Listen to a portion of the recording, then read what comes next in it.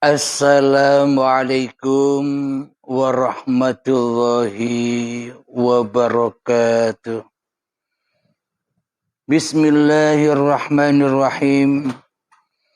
Ashhadu an la ilaha illallah wa ashhadu anna Muhammadar Rasulullah. Allahumma salli ala sayyidina Muhammad wa ala ali sayyidina Muhammad. Rabbi israh li sadri wa yassir li amri wahlul 'uqdatam min lisani yafqahu qawli. Amin. Bismillahirrahmanirrahim. Salam hormatku, salam santunku buat para sahabat-sahabatku tercinta, jamaah uripi Allah dimanapun Anda berada, baik adanya di dalam ataupun di luar negeri. Semoga kita semua senantiasa di dalam keberkahan di sisi Allah Subhanahu wa Ta'ala. Amin ya Rabbal Alamin. Sebelum kita awali kajian di pagi yang indah ini, marilah kita gemahkan bersama di dalam nyawa, di dalam jiwa, di dalam hati, di dalam roh, dan di dalam kehidupan ini dengan kalimat-kalimat thayyibah. Subhanallah walhamdulillah wa la ilaha illallah wallahu akbar wa la hawla wa la quwwata illa billahil aliyil azim. Alhamdulillahirabbil alamin. Di pagi yang indah ini, temanya berjudul Ku cabut roh Tuhan di hatiku. Alhamdulillahirabbil alamin. Seolah-olah selama ini, sejak datangnya detik-detik akil balik tiba di hati kita, seolah-olah kita mencabut uripe Allah di dalam hati kita. Seolah-olah semenjak detik-detik akil balik tiba, kita mencabut kewujudan Allah menjadi kewujudan diri manusia kita di hati kita. Seolah-olah semenjak detik-detik akil balik tiba, kita mencabut kekuasaan Allah, daya upaya dan kehendak Allah di dalam hati kita. Selama ini wujudullah kita cabut dengan wujud kita sendiri, diganti dengan wujud diri manusia kita sendiri. Uripe Allah ku cabut, ku ganti dengan uripe manungsane. Kekuasaan Allah ku cabut, diganti dengan kekuasaan manusianya. Kehendak daya upaya dan kekuatan Allah ku cabut, ku ganti dengan daya upaya dan kekuatan diri manusianya di hatinya. Inilah bukti bahwa seluruh manusia telah mencabut kekuasaan, telah mencabut kehidupan, telah mencabut kewujudan hak cipta sang pencipta menjadi milik manusianya. Jadi seolah-olah Tuhan, seolah-olah Allah tiada perannya sedikit pun di hati kita walaupun sebiji darah. Jadi sesungguhnya kita selama ini mencabut kekuasaan Allah menjadi kekuasaan diri manusia kita. Maknanya manusia telah menghandle apa-apa yang dimiliki Tuhan. Apa-apa yang dikuasai Tuhan. Manusia menghandle kewujudan, kehidupan, kekuasaan Tuhannya menjadi kekuasaan diri manusianya di hatinya. Inilah bukti-bukti yang sangat amat nyatanya manusia berubah menjadi Tuhan ketika detik-detik akil balik tiba. Bismillahirrahmanirrahim. Di dalam surat Al-Isra ayat yang ke-85 dijelaskan, Bismillahirrahmanirrahim. Wa yas'alunaka 'anir ruh. Qulir ruhu min amri rabbi. Wa ma utitum minal ilmi illa qalila. Yang artinya, dan mereka bertanya kepadamu Muhammad tentang roh. Katakanlah, roh itu termasuk urusan Tuhanku. Sedangkan kamu diberi pengetahuan hanya sedikit. Alhamdulillahirabbil alamin. Jadi pengetahuan tentang roh. Jadi pengetahuan tentang uripe Allah, manusia hanyalah diberi hanya sedikit saja, setetes saja, ibarat setetes dari air di lautan. Jadi sangat amat sedikit sekali manusia yang diberitahu tentang kehidupan.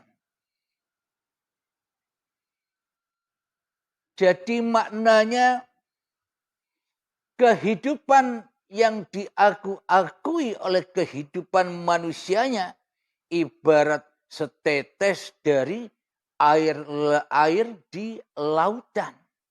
Hanya setetes. Maknanya ketika manusia mengasingkan hidupnya dari hidup Tuhannya, ketika manusia membelenggu kehidupan ini menjadi kehidupan manusianya. Ketika manusia membelenggu kewujudan manusianya menjadi kewujudan diri manusianya.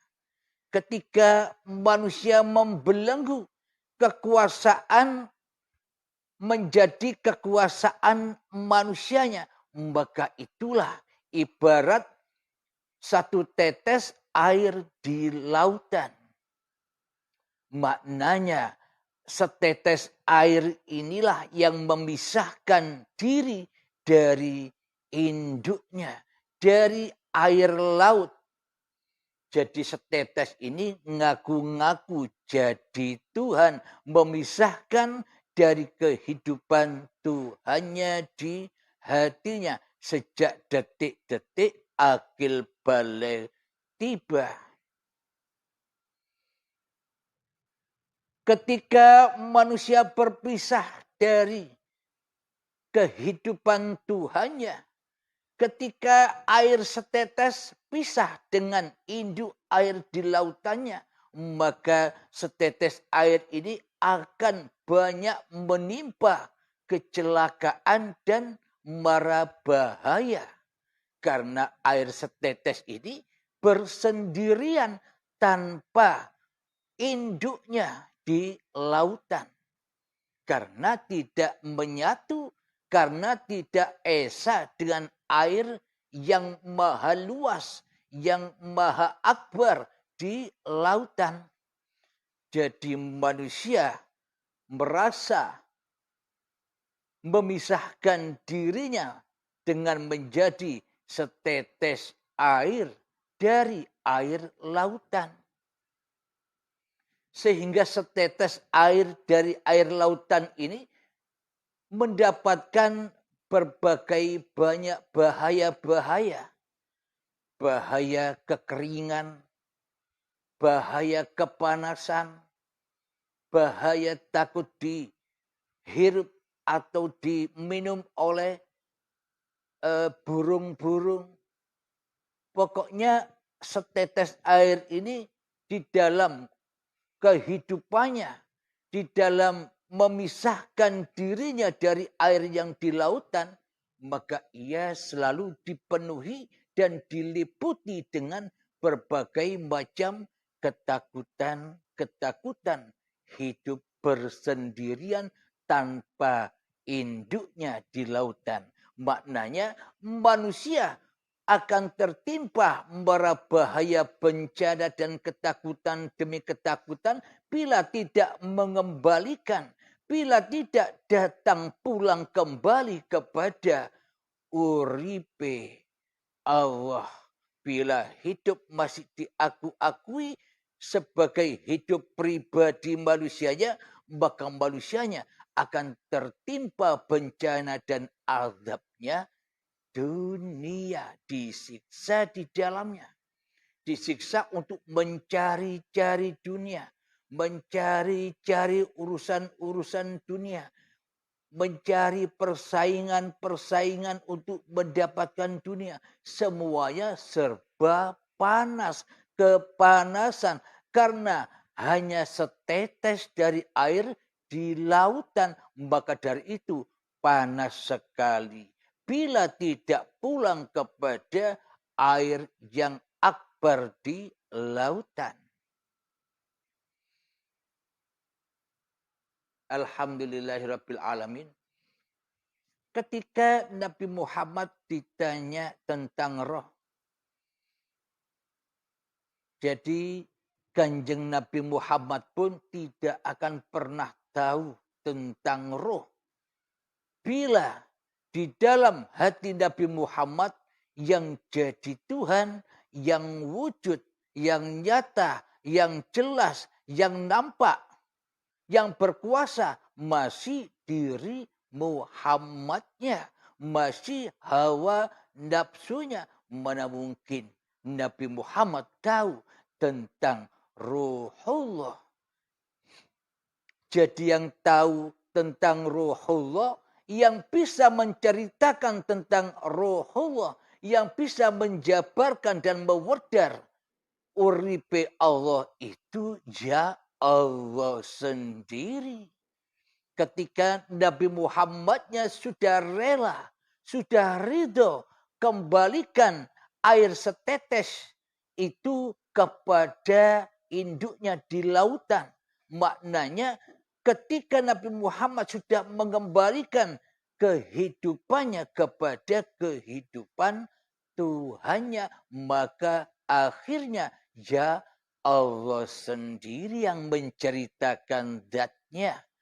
Uripe Allah sendiri yang mewedar seluruh kajian-kajian tentang ketuhanan. Alhamdulillahirabbil alamin.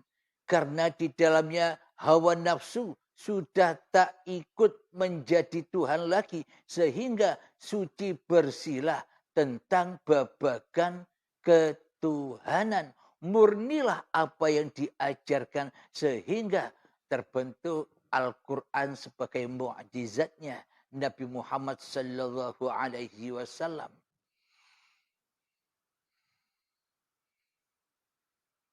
Karena uripe Allah sudah dikembalikan kepada Allah, maka Nabi Muhammad sudah tidak jaga-jaga lagi diri Muhammadnya.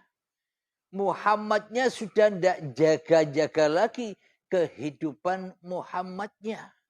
Muhammadnya sudah tidak menjaga-jaga lagi kekuasaan Muhammadnya. Karena hakikat Muhammadnya itu adalah Adam. Berawal dari Adam. Sesungguhnya tidak ada tanpa diadakan oleh Allah Subhanahu wa ta'ala.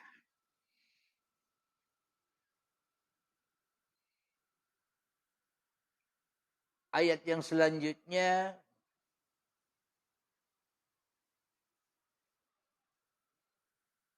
di dalam surat Al-A'raf ayat yang ke-172. Bismillahirrahmanirrahim. Wa idh akhadha rabbuka min bani adama min zuhurihim dhurriyyatahum ala ذريتهم وأشهدهم على أنفسهم ألست بربكم قالوا بلى شهدنا, yang artinya, dan ingatlah ketika Tuhanmu mengeluarkan dari sulbi tulang belakang anak cucu Adam. Keturunan mereka adalah mengambil kesaksian terhadap roh. Mereka seraya berfirman, bukankah aku ini Tuhanmu? Mereka semua menjawab, betul engkau Tuhan kami. Kami bersaksi atasnya. Jadi bila menurut syariat yang telah dibaca ini, seolah-olah manusia sudah pernah bertemu dengan Tuhannya dan saling berjanji-janjian. Alastu birabbikum, wahai manusia, apakah aku ini Tuhanmu? Manusia pada menjawab, qalu bala syahidna. Iya, engkaulah Tuhan kami. Seolah-olah manusia kita sudah bertemu dan berjanji-janjian dengan Allah. Seolah-olah saja kan begitu. Hanya seolah-olah saja kok. Seumpama kejadian itu nyata dengan nyatanya, bagaimana mungkin kita saat ini bisa ingkar kepada Allah? Bagaimana mungkin saat ini kita bisa kufur kepada Allah? Bagaimana bisa saat ini kita bisa menjadi Tuhan atas pengakuan bahwa hidup ini hidup manusiaku di hatiku? Berarti selama ini aku, kita semua telah mencabut roh, telah mencabut hidup, telah mencabut kekuasaan, telah mencabut kehendak, daya upaya dan kekuatan Allah menjadi milik kita. Sehingga Allah tak bisa apa-apa. Sehingga Allah tak bisa menjadi siapa-siapa. Seolah-olah Allah tidak ada kuasanya sedikit pun terhadap kita selama ini. Karena rohnya sudah dicabut dengan hawa nafsunya. Karena kekuasaan Allah sudah diambil alih oleh setiap diri manusianya di hatinya. Itulah yang dimaksud manusia sama-sama mencabut roh Tuhannya menjadi roh diri manusianya selama ini. Jadi seolah-olah Allah itu mati. Seolah-olah Tuhan itu tak pernah ada. Yang ada hanyalah diri kita sendiri di hati kita selama ini. Jadi hakikatnya yang ada di dalam surat Al-A'raf ini, persaksian-persaksian manusianya selama ini. Coba kita hayati, coba kita ingat-ingat lagi, coba kita logikakan. Apakah mungkin dulu kita pernah berjumpa Allah dan berjanji-janjian atau menyaksikan bahwa Allah Tuhan kami? Alastu birabbikum qalu bala syahidna. Kapan kita pernah berjumpa Allah? Sesungguhnya bila manusia sudah jumpa Tuhannya, maka manusia tak akan pernah lepas dari Tuhannya. Maka manusia tak akan ingkar kepada Tuhannya bila manusia sudah menyaksikan Tuhannya di hatinya. Berarti ayat ini ketika manusia menyaksikan bahwa Allah sebagai Tuhannya kapan? Sebenarnya nanti bila Anda sudah ketemu baiat, sudah ketemu kematian Anda, baru nyata ayat ini. Jadi selama ini kita belum pernah janjian dengan Allah. Kenapa? Buktinya selama ini kita ingkar kepada Allah. Sedangkan di sini ayatnya, alastu birabbikum, apakah aku ini Tuhanmu? Manusia pada menjawab, qalu bala syahidna, iya engkaulah Tuhanku. Nah, apa buktinya bila hal ini sudah terjadi?